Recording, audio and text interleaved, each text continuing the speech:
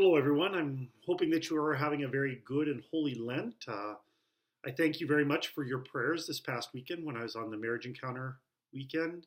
It was a great time. Your prayers were uh, wonderfully felt around us, and I just continue to encourage you to pray for the couples that were on the weekend, that they continue to grow in holiness as the wonderful children of God they are.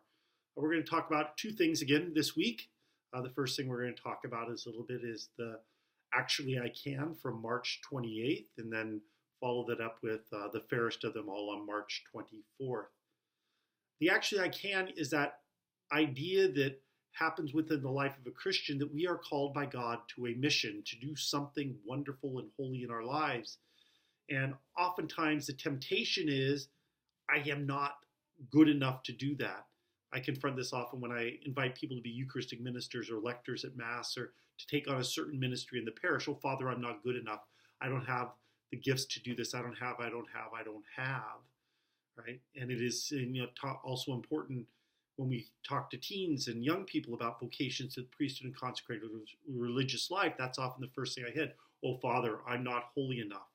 And believe me, that's the same temptation that I had, that the devil planted in my heart so many times during my vocation journey is, you're not holy enough. You're too big of a sinner. You're not good enough to be a priest or, and for my case, or a consecrated religious for many women. And yet God calls us to that path of holiness. And I discover, and as we all discover in our proper vocation, that God calls us to holiness through our mission here on earth, what he is asking us to do. He doesn't make us perfect to do the mission. He calls us to that perfection of holiness in the mission.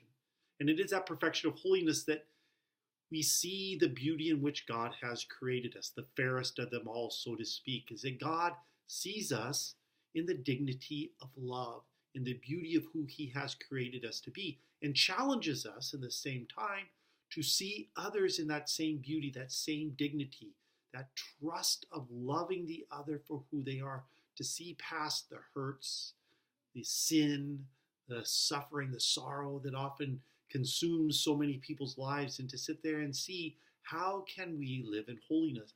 How can we live our mission in life? Because when we combine those two things, that God is calling us to a mission, to a holiness that actually I can do, I begin to see not only myself in the beauty that God sees me, but also others in the beauty that God sees them. I begin to see the goodness of others in their lives and in how they do things, and how they are called to be partners, companions, fellow pilgrims in this journey of life.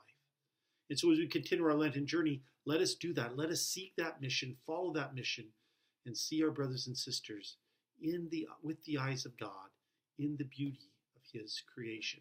God bless you all. Have a good week.